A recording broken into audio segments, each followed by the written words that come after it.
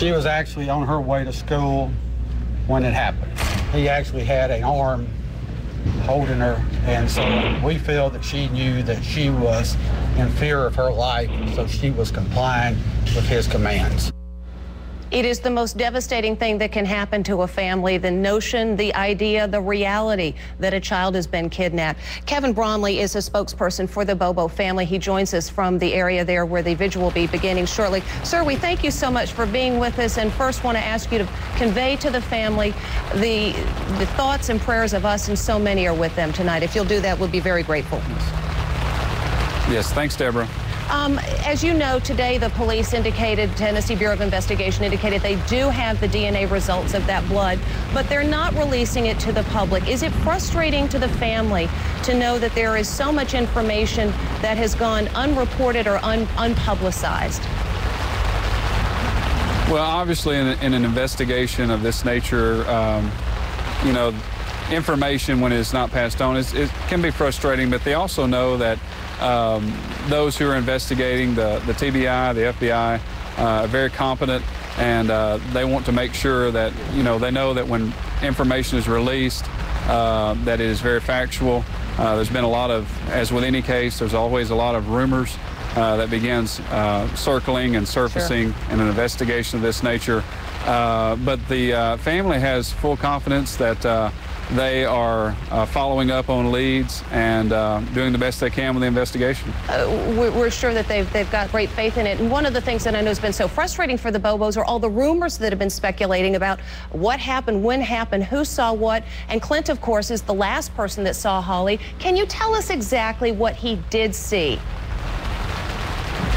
Well, Deborah, I don't know anything else other than what has been reported by the TBI on the, you know, the sightings of actually what Clint actually saw. Well, for instance, it's being reported by one magazine that there were flecks of blood in the lawn. Would that be how he's described it to you? He's not described it to me. Has the family shared what he said? No, we've not talked at length about what Clint witnessed that day. As you know, we have spoken off camera with other family members, and Natalie Bobo, who's a cousin of Holly, who's gone missing, said to us that Clint had indicated that he had taken a polygraph test and passed it. Can you confirm that?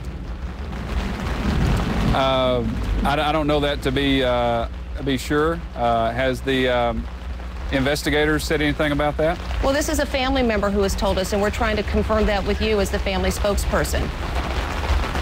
Right. I don't know that to be factual.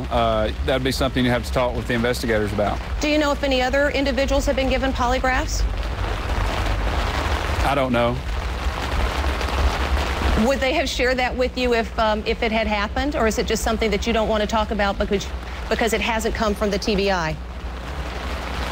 Well, Deborah, as a family spokesperson, you know, my main objective is to talk about Holly and talk about the family and how strong they are, and also the community, how involved they've been in this search.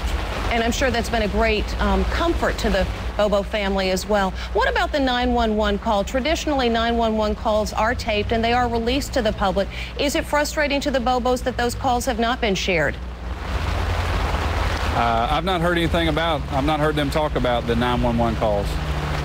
Why do you think that they wouldn't release it? I don't know.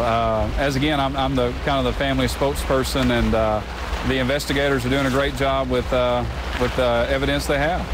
Is there anything, as you and the family have been sitting around and talking, has there anything that's come up that now, 6 days after her disappearance, leads you to believe that, whoa, there may have been something strange that happened, and this could be significant in helping the investigators with this case? Hey, Deborah, could you repeat that question again? Yeah. We're having some weather here in our area. I heard that big thunderclap, and I trust that you are in a safe place where you're not in danger, because if you're not, that's not a good thing. We want you to stay safe. No, in the discussions in the days since Holly's disappearance, obviously the family is racking their brain. What might she have said? Might she have ever seemed ill at ease? Perhaps someone was stalking. Is there anything that's come up since that makes you think that this now, in 2020 hindsight, could have been significant? We have just lost our feed. Unfortunately, Mother Nature has taken its toll and disrupted our communications with Tennessee. So we thank Kevin Bromley, if he can hear us, for being with us, and we appreciate his information. With that, we're going to take a short break, but when we come back, more of your calls, and guess what? Could there be another kidnapping attempt very close to where Holly Bobo disappeared? We'll get into that shortly. Music star Whitney Duncan is pleading for Holly's safe return. They are cousins. There's a family out here that needs closure, and it's up to us to try and give it to them.